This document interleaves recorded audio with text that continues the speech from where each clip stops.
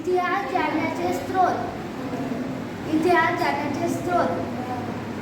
ताळपत्र म्हणजे ताडपत्र्याच्या पानावर लिहिलेली हस्तप्रत. त्यामधून आपणास त्यांची भाषा आणि जीवन जगण्याचे पद्धतीची माहिती मिळते. इतिहास जाणण्याचे स्रोत. इतिहास जाणण्याचे स्रोत. भोजपत्र म्हणजे हिमालयात मिळणारे भोज नावाच्या वृक्षाचे पातळ आकर्षात लिहिलेले हस्तप्रत. हे पोथी स्वरूपातून सामान्य आढळतात. ज्या राजाचे धार्मिक रीतिरिवाज, सामाजिक मान्यता पोथी स्वरूपातून सामान्य आढळतात.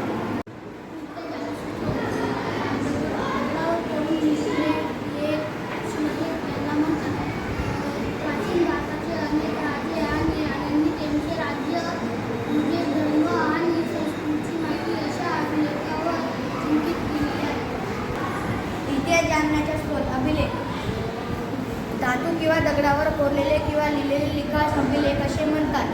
आपण अभिलेखामधून इतिहास जाणू शकतो. प्राचीन राजा स्वतःच्या आदेश शिलेवर कोरून प्रजेसोबत संवाद करीत होते. प्राचीन भारताचे राजे आणि राण्यांनी त्यांचे राज्य, विजय, धर्म आणि संस्कृतीची माहिती शिलेखावर अंकित केली आहे.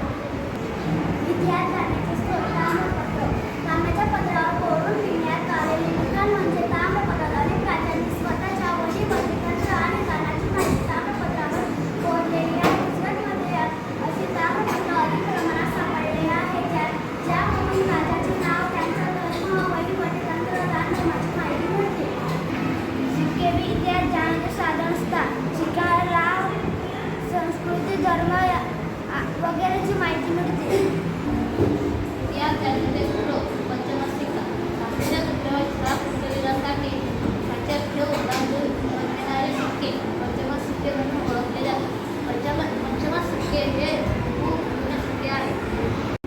प्राचीन काळापासून मानव एका जागेवरून दुसऱ्या जागेवर प्रवास करीत आहे. त्यामध्ये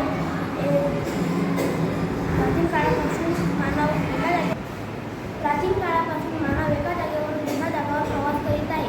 त्या अनेक प्रवासी दुसऱ्या देशामध्ये जाऊन नवीन जीवनाची नोंद पण करीत आहे. अशा प्रवासांच्या प्रवास वर्णनामुळे आपल्याला दुसऱ्या त्या देशाची संस्कृती आणि माहिती